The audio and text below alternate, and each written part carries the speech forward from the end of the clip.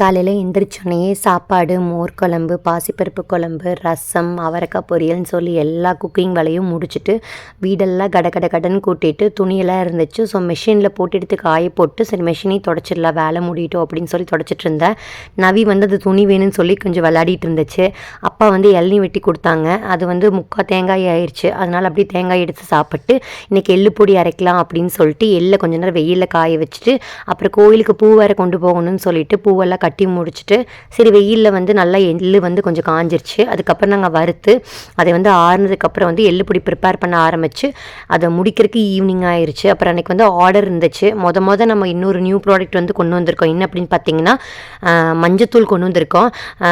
ரொம்ப ஒரு ஆர்கானிக்கான மஞ்சத்தூள். இதில் எந்த ஒரு கெமிக்கலுமே நம்ம ஆட் பண்ணல. ஸோ பியோரான மஞ்சத்தூள் வேணும் அப்படின்னா டிஸ்கிரிப்ஷன் நம்பர் இருக்குது, நீங்கள் அதில் ஆர்டர் பண்ணி வாங்கிக்கோங்க. கடைசியாக ட்ரெஸ் எடுத்து முடிச்சுட்டு அந்த டேவோட ஒர்க்கை கம்ப்ளீட் பண்ணிட்டேன்.